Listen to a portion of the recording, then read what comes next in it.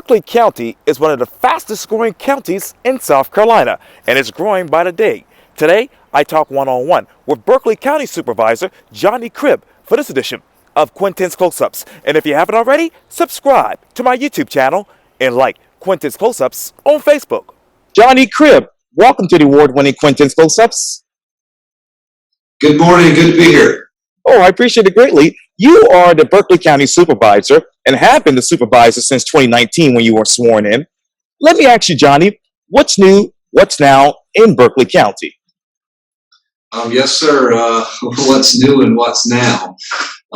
Berkeley County, we have found ourselves in top 1% in growth in the country for the last number of years. The last ranking I saw, there were 3,142 counties in the country, and we were ranked 31st. So being in the top 1% in growth, I've said it time and again, it creates a lot of challenges and at the same time creates a lot of opportunities. So we're dealing with just rapid growth. Most people moving to the Charleston area are actually moving to Berkeley County.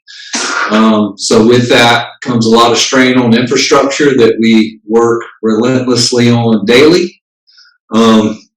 But some of the opportunities I mentioned, there's 46 counties in the state of South Carolina, and we have the lowest tax rate in the state, and that's partly attributed to some of the growth that we enjoy. Now, Johnny, let me ask you, how are you creating opportunities with this new growth? The best story I can tell about the new growth is the impact it's made on many of our residents' lives. I mean, it's made immediate changes, generational changes, I would say. We've heard testimony of a resident who had 2 jobs, sometimes 3 jobs, and now they're a shift supervisor at one of our industries in the county, working 1 job. That's generational change. So the employment opportunities that we have in the county and what it's able to do for many of our residents, a lot of people focus on unemployment rate.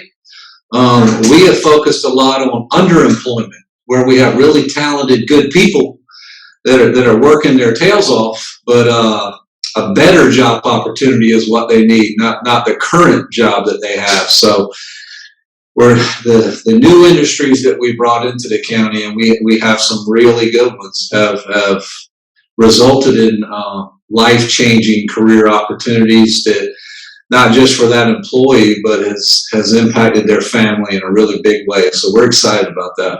Yes, sir. And where exactly is the underemployment in Berkeley County? Underemployment happens everywhere. Before COVID, the unemployment rate we used to track in the county, and we would look at our countywide unemployment rate, and in the urbanized area, it would be really, really low. But out in the rural areas, it would be higher. It'd be slightly higher. And then underemployment is someone making, I think the average wage in our county is around $21 an hour. So anyone falling below that average rate.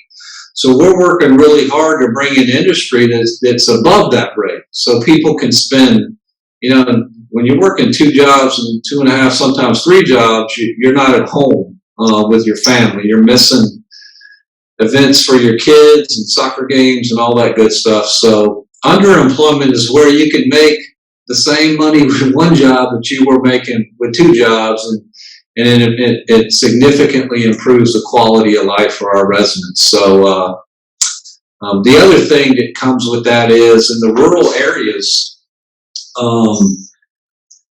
we're trying really hard to bring employment to where the people are. I opened this up with, roads is the number 1 issue in our county. And we usually say roads, number 1, number 2, number 3. And some people complain about traffic congestion. Some people complain about road conditions, depending on where you live. Sometimes it's both where you live. But if we don't work really hard on putting jobs where people live, we'll never be able to widen these roads enough. So if you have to drive from St. Stephen to Bushy Park to go to work, if you have to drive from somewhere in a rural area to go get everything you need, including your job, It's just more cars on the road, more gridlock. So we're trying to think about it that way too. How can we spread out these businesses and industries and locate some closer to where folks live? The county recently bought a piece of property in St. Stephen to do exactly that. Camp Hall is providing a lot of job opportunities, Jedburgh Road up in the northern part of the county. But we have, Jamestown, Cainhoy, Hughie, St. Stephen. We got some incredible communities throughout the county. And folks would love to have job opportunities closer to where they live. They love where they live. They don't want to feel like they have to move somewhere else. That brings gridlock and maybe moving them away from family and friends and their church even. So we're being real purposeful about identifying those areas and trying to work with prospective employers to see if they will locate out to some of these regions of the county where gridlock isn't our issue. Our issue in some of the rural parts of the county is a school that's equipped for 900 or 1,000 kids that might only have 300. And then we've got a school equipped for 2,000 kids that's got 50 trailers outside. So it's a lot to work on and think about, but it's all on our radar.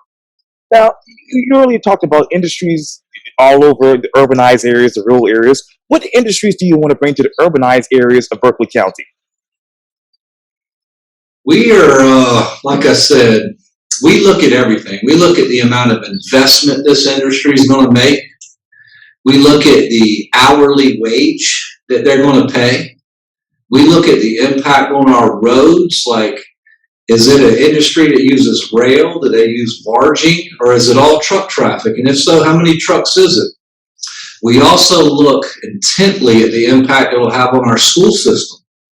Whenever we're looking to bring business and industry into the county, we need to, how many employees is going to be there? How many children are they likely to have? What tax are they going to pay versus the impact it's going to have on infrastructure and schools? So we want everybody to win. We want the state to win through the Department of Commerce. We got the port, which is the economic engine of our state. We want the port to do really well. But we got to make sure that when the announcement is over and the groundbreaking happens and the ribbon cutting, the county and the school district are largely left to serve that business, that industry, the people that come in. So our sheriff's department, our EMS operation, our roads, our schools, we got to make sure that we're equipped and we're made whole to where we can make sure that it's a positive for everybody and nobody's left holding the bag. So this trend I'm talking about is we're trying to think of everything and leave no stone unturned. Yes, sir. Okay, you talked a lot about roads in the beginning of this interview. What problems are people having with road conditions, and what problems are they having with basically traffic gridlocks? Well, the roads is we have a good working relationship with SCDOT, and we need to. There's 800 miles of state roads in our county, and there's 300 miles of county roads. So chances are you're living on a state road. You're not living on a county road. But we've got a couple of 100 miles of county-maintained dirt roads in our county. So road conditions is a big deal. One of the smartest things you'll ever hear a resident say is, why are you building this new road, this new road, this new road when you're not taking care of the roads you got? And all you can do is sit back and go, that makes a heck of a lot of sense. So maintaining the roads that you have is critical. Also, improving intersections and widening roads is equally critical. It just depends on where you live. But we all traverse the county. I mean, you can live in one area, but you drive throughout the county from time to time, whether it's to visit family and friends or go shopping or you name it. So we're taking a holistic approach to that. We're currently paving 59 dirt roads, which is very impactful. It takes a road that we had to go out and maintain once a quarter throughout the year, 4 times a year. And you pave that road, and it really helps with that ongoing maintenance. The residents who live along that road really appreciate it because Now you can wash your car and clean your tires and all that good stuff, and then you don't immediately leave your yard and jump on a dirt road for a little while. Right. So we're attacking the dirt roads in the county, trying to improve them. The county roads. The state is working really hard on the major interstates and the major thoroughfares, and through their own admission, there's a gap that they're focusing on, those interior arteries that are state roads that need improvement and need attention. So we're working with our county delegation on that to make sure we're getting maintenance funding to be able to take care of that. And working with SCDOT, under Secretary Hall's leadership at SCDOT, things have really improved every single year. So her team have been good for us to work with. There's just so much to do. If you polled 100 people in the county, I don't know how many you would find that would say, we're just really happy with the roads. In fact, I don't know that you would find one. But if we're being honest, a lot of improvements have been made to road systems. The county, we put $160 or $70 million of road projects out on the streets within the last year, completing the Clements Ferry Road widening, completing the Henry Brown widening, and widening 176 from Carnes Crossroads all the way to the next interchange. So that is significant. At the same time, the dirt to pave roads are going on, and the resurfacing projects that are going on. So it's not enough. We need to do more. But again, there's help and relief on the way. And this year, in November of 22, our voters will vote on the penny sales tax again. And so far, that penny sales tax has yielded $370 million to improve roads. It's been a very successful program. You could ask yourself, where would we be without it? There would be no 17A widening. There would be no Clements Ferry Road, no Henry Brown, no dirt to pave. I mean, all of those projects that we've done, and there's been dozens and dozens and dozens. It'd be tough to predict when, many of the roads I just mentioned are state roads that we're improving with county, sales tax funds, and trying to leverage them with federal guide share funds and stuff that can help us do them. So in November 22 this year, our residents will vote on continuing that penny sales tax to pay for roads. And this next round of funding, it may yield in the neighborhood of $800 million to $1 billion over the next 10, 15 years to improve roads. So that is significant. That's resurfacing roads that are damaged. That's dirt to pave roads. It's widening. It's intersection improvements, signalization improvements. So, and the great thing about that is everybody who comes into our county and spends money helps pay for it. So whether you're vacationing or like CV's coming up and you might be staying in hotels out at exit 199. And every time you spend money, you're helping us fix our roads. So the county actually has some business centers and hotel industries now, much more so than we had before. It used to be you drove into Charleston for everything. And now that penny is working for us really well in Berkeley County, like it's been working in Charleston for decades. Yes, sir. Hey, let me ask you, what are those interior artery gaps inside Berkeley County? Oh, goodness. There's a bunch of them. Highway 45, 35. I mean, recently we fixed 402. But it's, you jump off interstates and major thoroughfares pretty quick to get home. I don't know people that live in a turn lane off the interstate. I mean, that you just don't. So when you get off the interstate and you jump on Black Tom Road, or you jump on Jedburgh Road, or you jump on many of these interior roads, even major neighborhoods like, Cane Bay Boulevard and Crowfield and Foster Creek Road, there's so many different roadways throughout the county that actually get you home, that get you to the dentist, that get you to the doctor, that get you to oil change, that get you to the grocery store. You're not on a major thoroughfare.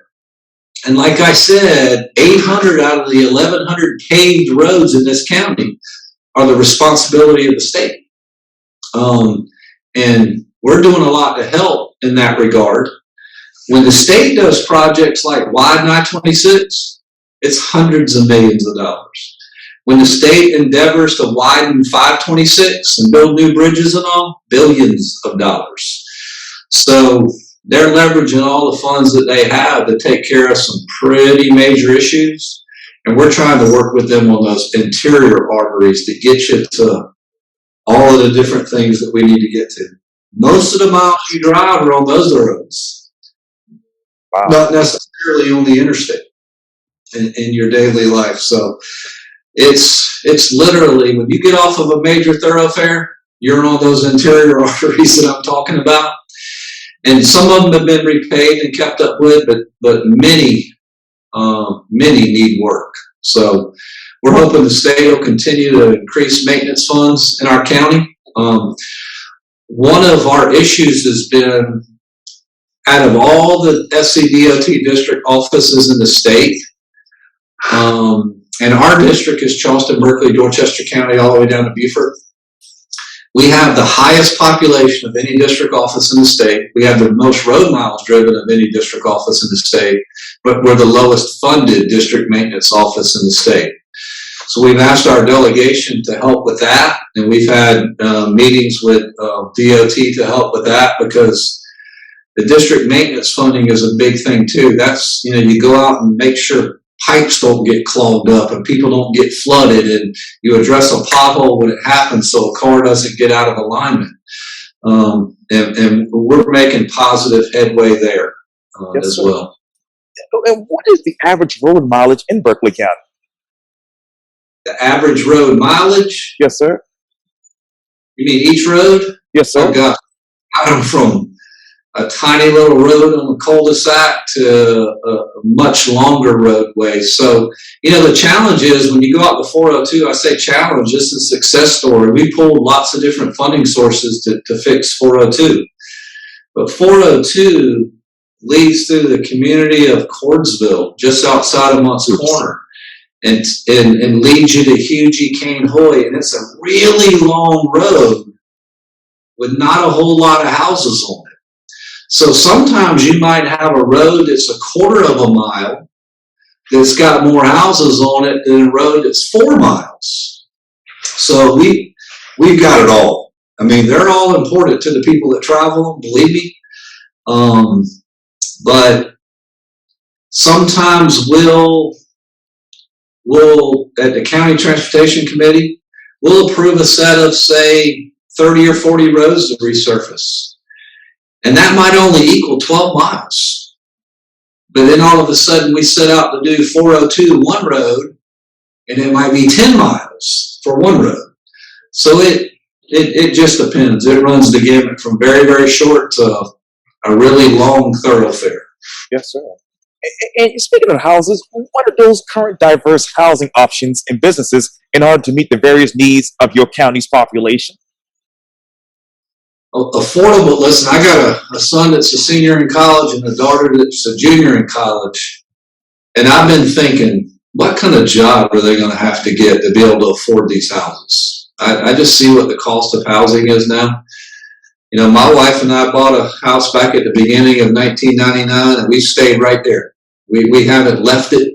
I see what houses are selling for now, and I'm like, goodness gracious, how do these young people get affordable housing? Affordable housing in a good school district, for example.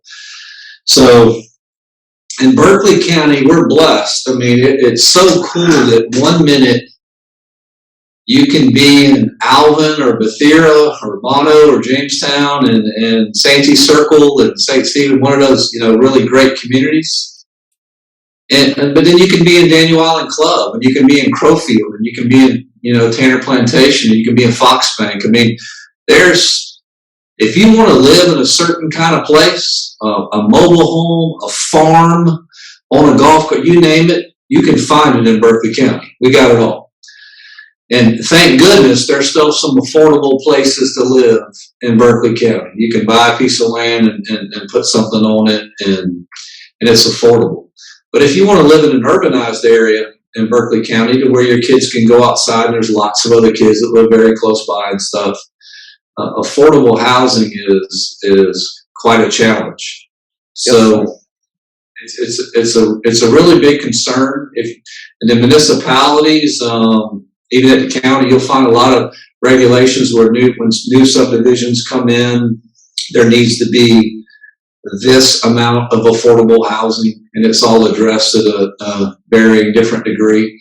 The challenge for developers is between stormwater regulations and the cost of infrastructure, and right now with the cost of goods going up so tremendously, it is impacting affordable housing much more so. Affordable housing is a greater challenge now, certainly, than it was a year ago, because every screw and every nail and every board and every labor price you have to pay, everything you do is much more expensive. And you can't look at a developer or a home builder and go, we need you to take a loss on that home. You know, somebody needs a home, so we need you to take a loss. We work close with Habitat and Habitat for Humanity, and they've done some great projects. George Rios and his team have done some great projects in the county. Really great community in the town of Moncks Corner. And but now they're spreading their wings throughout the rest of the county. So it takes a bunch of different folks to get engaged and get involved to address the affordable housing issue. And we share it throughout the Low Country, Charleston, Berkeley, Dorchester County. I think every elected official and council person and leader and mom and dad would tell you, goodness, you know, I don't want my kids to get out of college and be underneath a $300,000+ mortgage to live in a decent home in a decent school district. But that's exactly what we're facing right now. Okay. What's more important for Berkeley County, Johnny? Building new homes and commercial space, or rehabbing and expanding and better utilizing the existing homes? I would say both. We have a lot of new jobs coming into the county. There's this saying that homes where jobs go to sleep. When you have a lot of new jobs coming in, you got to have homes to put them in. And thank goodness, you know, Camp Hall and the Jetberg Road area, right off the interstate, is a major employment center. Camp Hall is one of those rare things to where the infrastructure was put in before the businesses even came. You almost never see that. So you get off the interstate, that industry has its own exchange, its own road to go through, and like, thank goodness the infrastructure was put in before it got there. Whenever all those parcels get filled up in Camp Hall, Nexton, Carnes, Cane Bay, there's some other communities out there that thankfully have a lot of lots to where the wages are such to where you can afford to live there.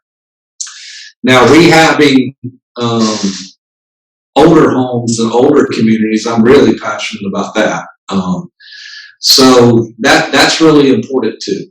Whether it's the homeowner doing it or whether it's the landlord doing it, having a quality home to go to is a big deal. So a lot of that's been going on. A lot of the older neighborhoods are being revitalized. The problem with that becomes the more successful they are at revitalizing an older neighborhood that was affordable, then all of a sudden you're like, okay, everything looks better here. Everything people have added on and made it nicer. But then does it tip the balance of affordability? So it's a challenge. Yes, sir. And how many homes in the county are actually have been built at a fairly consistent rate? We Cane Bay. I'll use Cane Bay for example. You know, not too long ago, Cane Bay wasn't there. You know, there's 12,500 people that live in Cane Bay right now. That's bigger than a lot of cities in the state of South Carolina, and that's a neighborhood. Nexton has, around 1,500 homes or so built in there, and will eventually have 10,000. Carnes is just now kicking off, and there'll be thousands of homes in there. Canehoy Village off Clements Ferry Road has the ability. The city of Hanahan is the second largest city in Berkeley County. Canehoy Village has the potential of being larger than the city of Hanahan. So there are some entitlement communities out there, which means the builder already knows I can build this many, I can build this many, I can build this many. So where there's going to be a lot of new homes built. So our anxiety is, and these things were approved. Nobody wants to hear the current supervisor say I didn't have anything to do with approving that. They just want you to work really hard on making sure things work. But many of these developments were approved a long time ago. And we're widening Clements Ferry Road right now. But what does that widening look like as that community starts to develop? So one of our focuses recently has been in the urbanized areas, interconnectivity. We're going to need interconnectivity along Clements Ferry Road. We're going to need interconnectivity along 176. If you got to go out on 17A and 176 every time to go somewhere, intersections and roads are going to fail. So the Carnes community and the Nexton community, they need to be connected. It just makes sense. When children go to school together, if Johnny wants to go play with Sally, and they go to the same school, wouldn't it be great if they could jump on their bike and meet up somewhere and go play or go to the park? Or is it not, this community isn't connected to that community and the kids go to the same school and they're friends, so we got to throw them in the car and go out and drive on the roads needlessly on the major thoroughfares just to set up a play date. Or if one of the adults just wants to go to their friend's house to watch the game on Sunday. Why would this community not be connected to this community? So you never even have to leave the neighborhood to get there. So interconnectivity, everywhere we can get it, is crucially important. It's as important as having these job centers near where the homes are in terms of the overall traffic grid. Yes, sir. And let me ask you, in what way should the county build, maintain, and preserve an array of high-quality cultural facilities and sites in the county? There are, I'm glad we're touching on quality of life type stuff. A lot of that's taken care of by the private sector. Generally, what I say in the county is, I love it when I get a call that's something we're responsible for, because I got into public service to try to help, so we'll relentlessly try to help. There's a lot of things that happen in a county that aren't the responsibility of county government.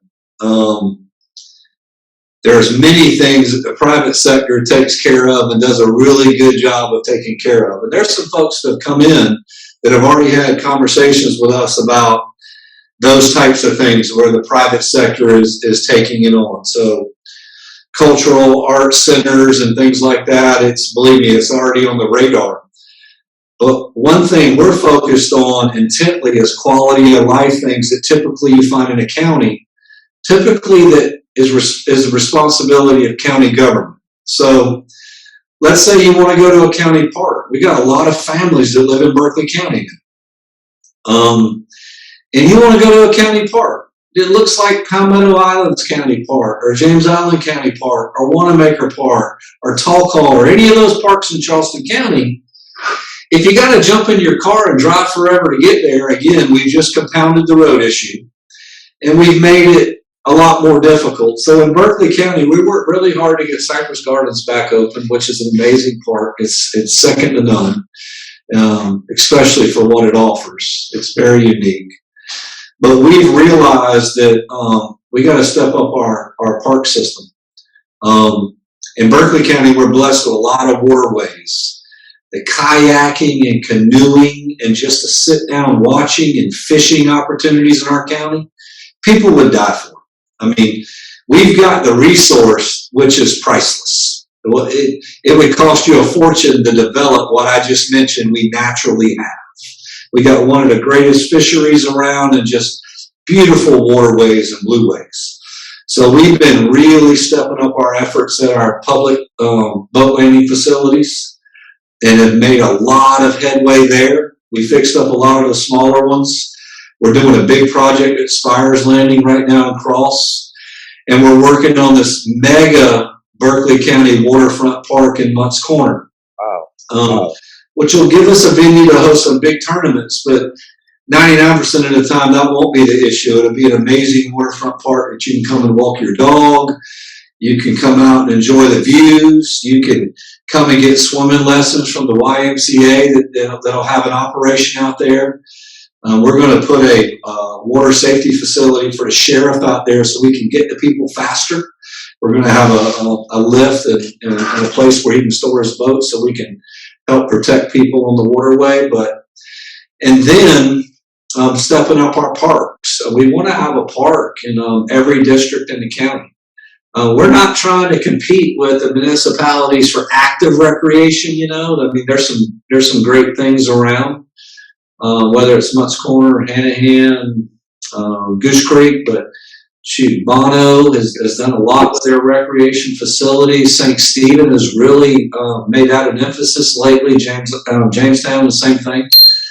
But typically with counties, you see more passive park venues where you can go out and picnic and go for a walk and bird watch or play ultimate frisbee or frisbee golf or something like that. So there's a lot of momentum on council for us to really start addressing that. Our neighbors in Dorchester County have built some pretty awesome parks recently. And I'm super happy and excited for Dorchester County. And at the same time, I'm a competitive person, so I don't like being outdone. And kudos to them. They've done.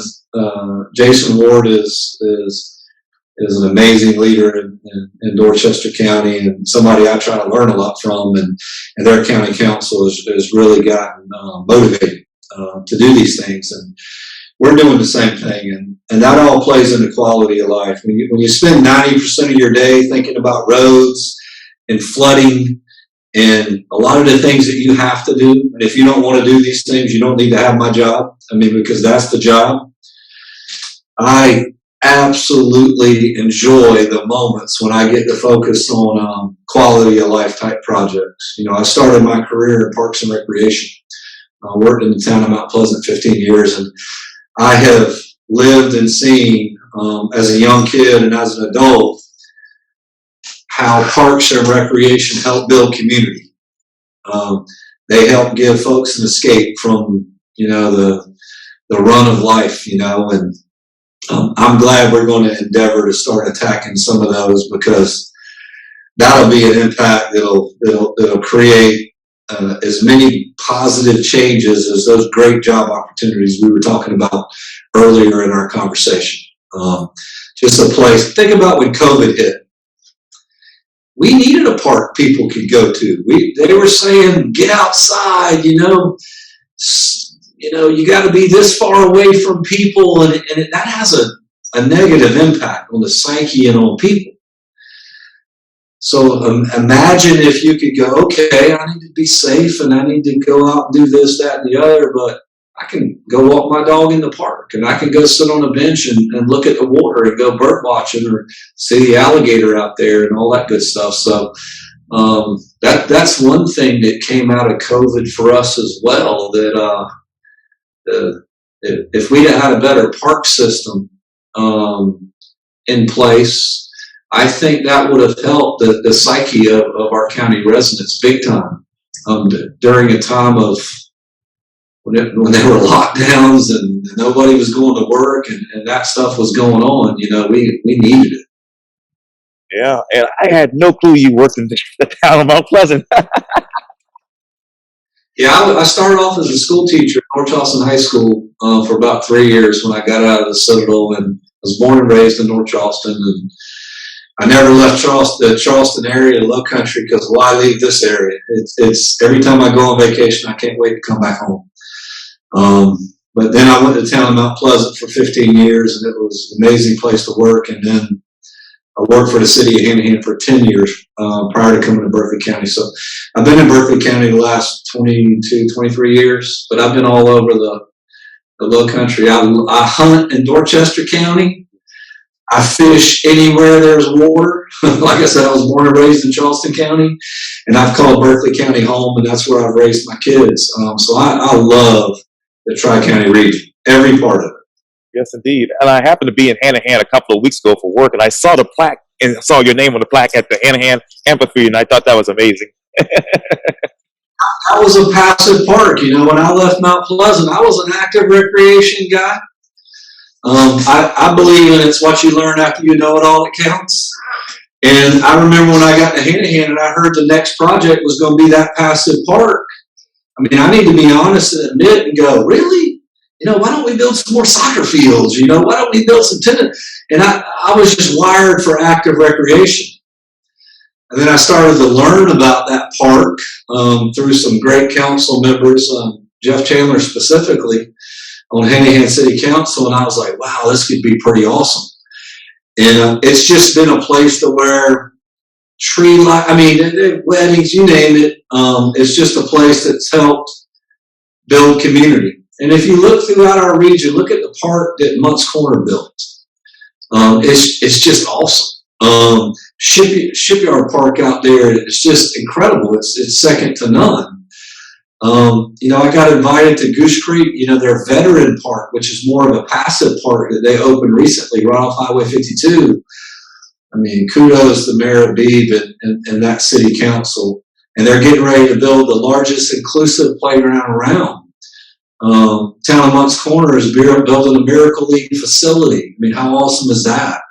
The city of Hanahan has built a 53-acre park that's going to be active and passive. And like I said, the rural communities, I mean, some of the best football you'll see go up Alvin. I mean, it's just northern Berkeley County. You don't want to tussle with some of those teams. And that community comes together and volunteers, and they do an amazing job. So I'm excited about some of the active stuff that we've got in our county and some of the parks that the people are already invested in. But then I'm like, the county, we need to do our part. And I think the public will really appreciate that. Cypress Gardens, it stayed closed for like 3.5, 4 years, and there wasn't any momentum to open it. And the record high attendance used to be 50,000 people a year. The first year we opened that park, we went over 100,000 people, and 2 or 3 of the months were encumbered by COVID. So we doubled the attendance, and we get people from all over the world come there. So I don't need to be convinced that people love parks. Yes. They really do. And it's just an awesome getaway from the everyday things we got to do in life. So I'm looking forward to stepping that up and trying to put parks where people live. Yes, sir. I got 2 more questions for you. What current private and what current public and private partnerships would you be in favor for as far as getting more parks in Berkeley County? Well, I sit back every day and I go, ooh, I wish somebody would come in tomorrow and tell me that they're going to build a water park in Berkeley County so we would have one. But public-private partnerships, take the mega boat landing that we're building, the waterfront park. We'll build the park, but make no mistake, when I say we'll build the park, we're using tax money. We're using the people's money to build the park. That park alone, sitting on an island, is okay. I mean, it's going to be good. What's the private sector going to do in and around that park, leading up to that park? Will a tackle shop open somewhere along the way? Will a gas station, sell ethanol-free gas? Or will somebody open up a place and sell bait? I mean, will a new restaurant open on this corner because the traffic count is such to where now it makes sense? So a lot of the public-private partnerships you see is where one investment leads to another. Like I said, I was born and raised in North Charleston, and I've watched Mayor Summey do some pretty incredible things in the city of North Charleston to bring about revitalization and improvements in the city. And a lot of times that's the city doing their thing. But because they planted that seed and did their thing, smart people with money, they see it and they know what's going on. So a lot of the public-private partnerships you see are one playing off the other. Sometimes the private sector kicks it off, and sometimes the public sector does. But we try to leverage and work together as often as we can and anywhere that we can. You know, we can't spend public money on private property. I mean, that's a law. So where we spend our funds is where we have the responsibility to spend them. You're not going to see us taking revenue out of our account going, we'll help you build that hotel, you know, stuff like that. Revenue that we already have. But we're hoping that we're doing things that trigger that development. And I know when developers come in and make investments, they hope that we will do things that help their investment as well. So it's literally playing off each other for the betterment of the county. And I was just talking with Mayor Summey in City Hall just yesterday for Quintin's close-ups. But let me ask you, what new development would you locate in suitable locations in Berkeley County in order to protect and preserve natural resources? Well, here's one thing that we're intently focused on. There's this concept, Lower Berkeley Conservation Trust is an amazing group right here in Moncks Corner in Berkeley County. If you look at a map of Berkeley County, it is impressive how much land is protected, how much is protected already, and how much is going to be protected. So when new communities come in, one trend that we're seeing is developers will come in and say, okay, I have this many acres, I'm allowed to build this many homes, but here's a concept. Instead of building, this many homes per acre and using up every bit of the land and spreading all the houses out, sometimes they'll come in and say, hey, we're allowed to build 300 or 400 homes, and we would like to build 300 or 400 homes on these acres. And we want to protect all of these acres. These acres can't be built on. Well, generally what that involves is it's no more homes going to be built on the total acreage, but they want more on this amount of acreage, which means smaller lot size. It keeps the developers' costs down and all that good stuff.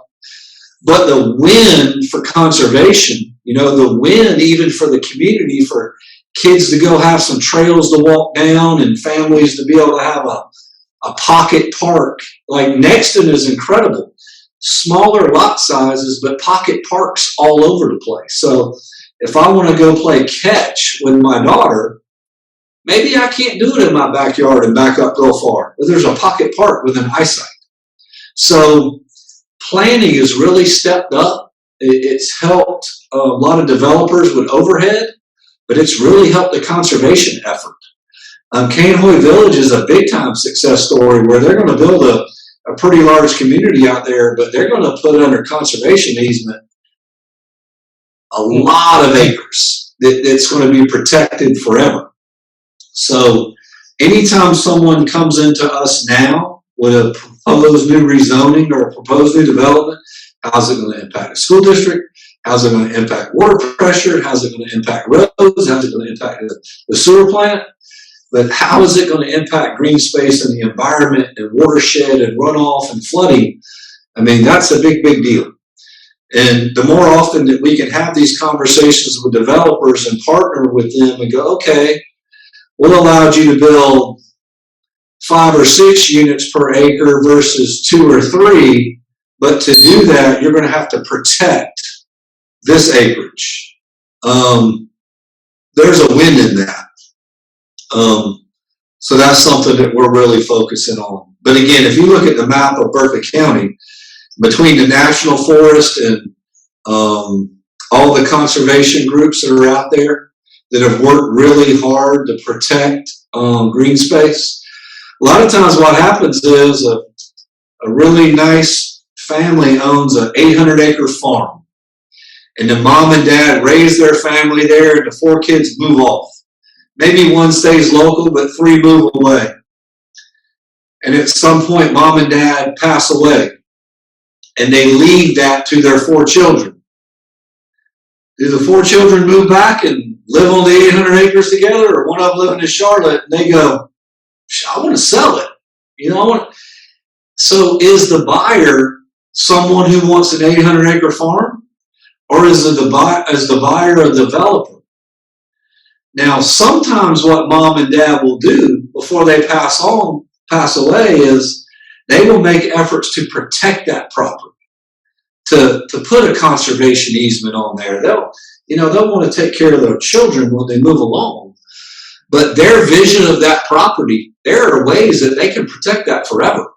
And a lot of times the conservation groups will work with them to put things in place to where, hey, this property that has beautiful rice fields or duck impoundments and all this kind of stuff on it, it's going to be that way forever, for the family to enjoy or for other people to enjoy. So, but in some cases, and I believe in property rights. I mean, who am I to tell 2 or 3 or 4 people that own a piece of property, if you have by right zoning, you can't do that. If you got by right zoning, you can. But if you come in and want to rezone something with the county, it's a very difficult process these days, because that checklist of infrastructure, schools, and everything else, we are going to look intently at it and make sure what we're doing makes sense. Yes, sir. And one last question for you, Johnny. I know this is far off, but will you run for reelection for Berkeley County Supervisor? I haven't announced that yet. You're the first person that's asked me.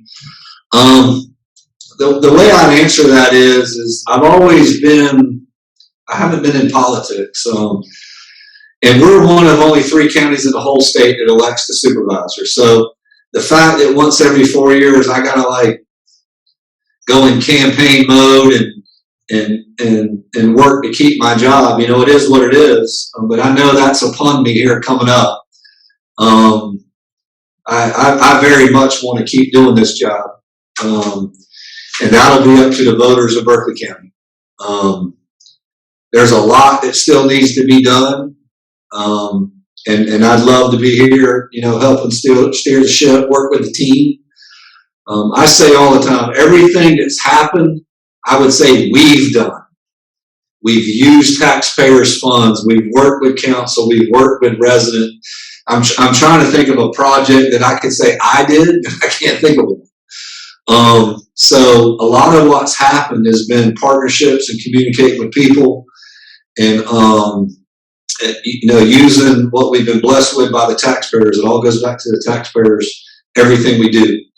But I'd love to serve the county for another term. I've always been a term limits minded kind of person. I'm not a big fan of some of this 20, 30, 40-year stuff that I see. So I don't know that I would do another one past the next one. But again, it's not like I can decide to do it again. The voters will go to polls coming up and they'll say, we trust, Johnny Cribb, and we think he's made some headway, and we want him to be our supervisor again the next 4 years. Or they'll say, we think there's somebody else that can do more. I'm really proud of the progress that we've made. Before I got to Berkeley County, we had gone back-to-back years and lost millions of dollars.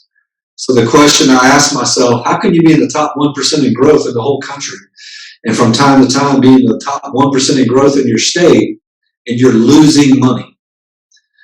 So when I got here, I'm a fiscal conservative if there ever was one, and you should spend the taxpayers' money with a level of scrutiny that's beyond the pale. I mean, it's however you spend it at your house, it ought to be even more so with the taxpayers' money. One of the things I'm very, very proud of that's put us in a good position, we went from losing money, we lost $4-something million the year before I got to the county. And in our first year of the county, the team here, the entire staff and county council and our finance chair, we all worked together really hard. And we were $6.7 million to the good. It was an $11 million turnaround in 1 year, from 4.3 million to 6.7 million. And in year 2, we were 11 million to the good. And in year 3, we were 12 million to the good. And we have the lowest county millage in the entire state of South Carolina. So we got the lowest tax rate in the entire state of South Carolina out of 46 counties. And we have added, what is that, 12, 23, almost $30 million to the fund balance in the last 3 years. So what are we doing with those funds? Last year alone, we were able to add more EMS services to the county and to give the sheriff everything that he needed. We've given a cost of living raise every single year. We're getting ready to use some of those funds to pay off debt early, which is always a good thing to do. There's some big projects coming up for us. We're going to have to add on to our jail. Our jail is way beyond capacity, which is bad for a lot of reasons. It's a tough work environment for our employees. It's just a tough environment all the way around. And we need a courthouse fitting of our county. We're the 8th largest county in the state. And we have a courthouse facility that's hidden back in the neighborhood, and it's very, very small. We will be in a position to put down $20 to $30 million down. Now, a lot of times in government, you just find out what something's going to cost and you borrow every penny of it. Because we've been so good with our money, we're going to be able to put down more and hence borrow less. And that's always a good thing. Our bond rating has been increased significantly because of how we've managed our budget, how we've increased our savings.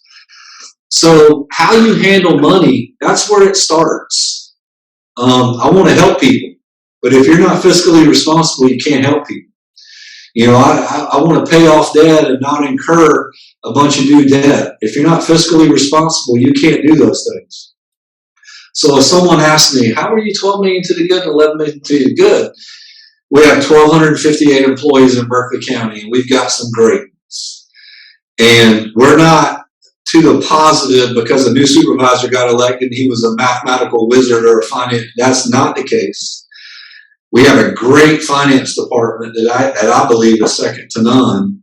But I would even tell you that's not the case. If 1,258 people aren't making great decisions every day, spending money, and how can we save money here and do this and do that, you don't have surpluses. But I'll tell you this about employees. They'll fight like heck every year to spend that money wisely and buy into all the things that you put in place. But when they do that, you got to share the success with your employees. I've been an administrator and a supervisor now for almost 14 years. And even in 2009, 10, 11, when everything was falling apart, we've given a pay increase to employees in my budget every single year I've done this. I think the county years ago went 6, 7 years or so without giving a cost of living increase to the employees. In our first 3 years here, we've done a 3% cost of living increase every year, which is better than a merit increase because the cost of living increase increases entry-level pay by that amount every year. It increases max pay for the folks that have been here a long time and have been maxed out. So if you're the sheriff or if you're working in any other department in this county, you're hiring people at 9% higher than you were 3 years ago. And this year, we will do at least a 3% cost of living increase, if not more, because of inflation that's impacting our employees.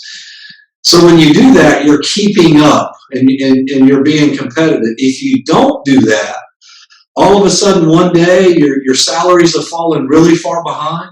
You do a wage and compensation study, and you find out every position in your county is thousands of dollars below market. Well, how can you afford to get to where you need to be in one swoop?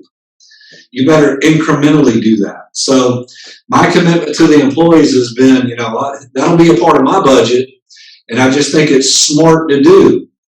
But we need employees making great decisions every day to put us in a position to do that. And in the last 3 years, $30 million in 3 years, to go back to our staff that serves the public on the front lines every day, to keep we haven't even hinted at a tax increase. And some people are having tax increases.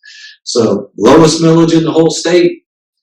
We're still putting money in our fund balance, paying off debt,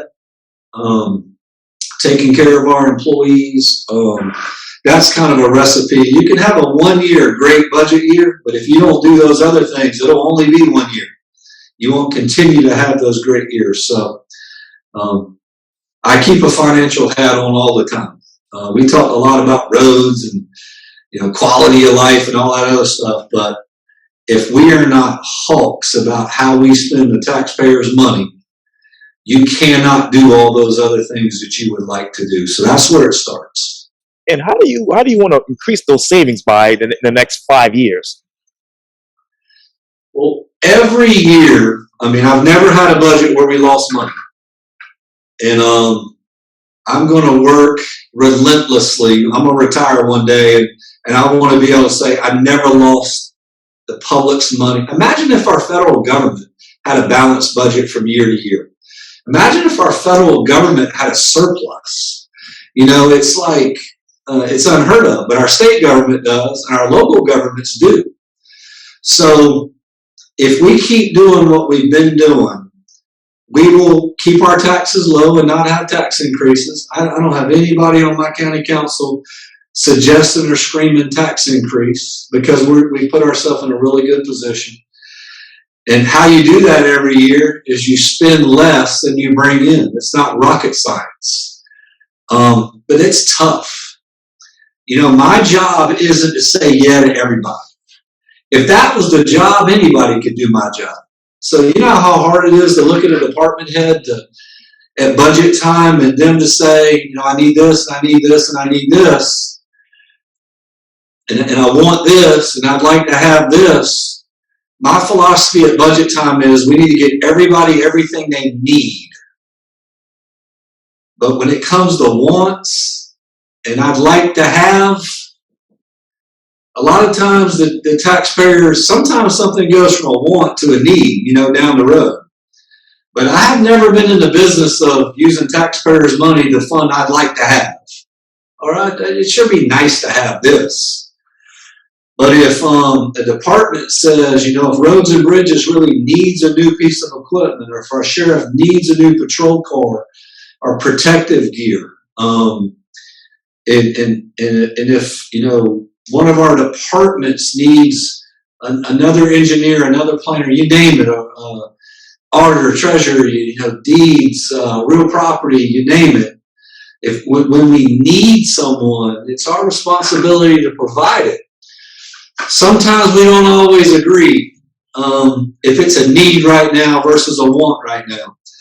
And it's the nights those are the days I go home and I don't feel great.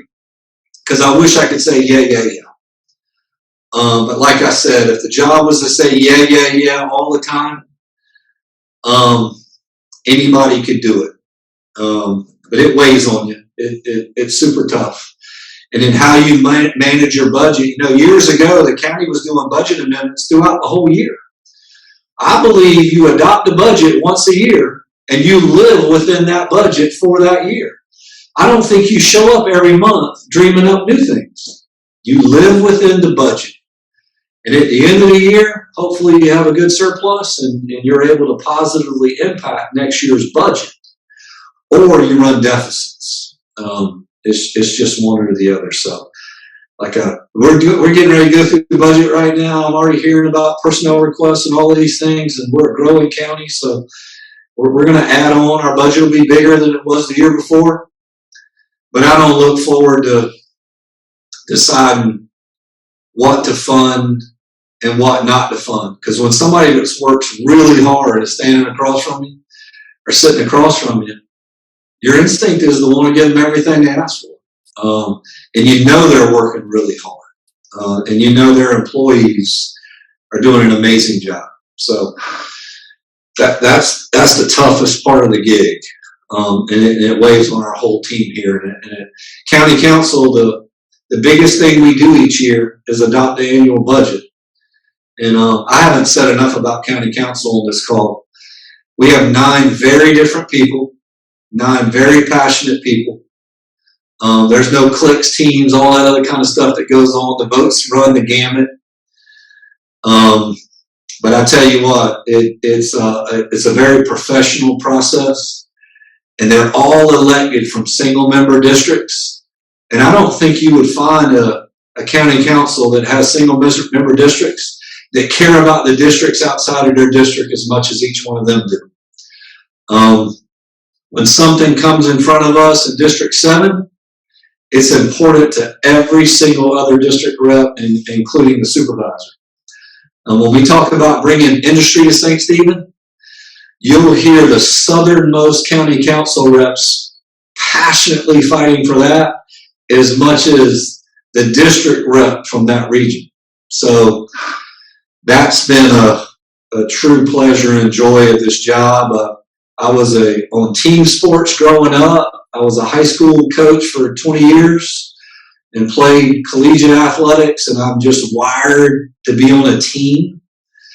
And I feel like whenever I work, county supervisor, you're the chief administrative officer of the whole county, but you're also the chairman of county council.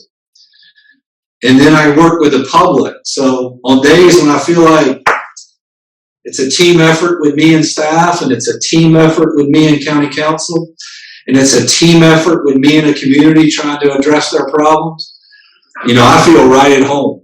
When it's adversarial and confrontational and stuff, that whole team way that I'm wired and how that impacts the ability to get things done, we got to bust through that, and we can disagree without being disagreeable. And we can disagree without being contentious and holding it in a vote down the road. And I'm super proud that in 38 months, I don't sense those kind of things in Berkeley County. So it's as much as I loved working in Mount Pleasant and I loved working in Hanahan, I really love working here because of that team approach to all the issues we face. Johnny Cribb, thank you so much for your time. And again, welcome to the award-winning Quintin's Close-Ups. Let me tell you, I appreciate this interview. I've admired what you've done. I've watched a lot of your interviews. It's really a good opportunity, and these help us communicate to the public. So again, thank you for what you do, and I appreciate your time today. You're very welcome. Anytime.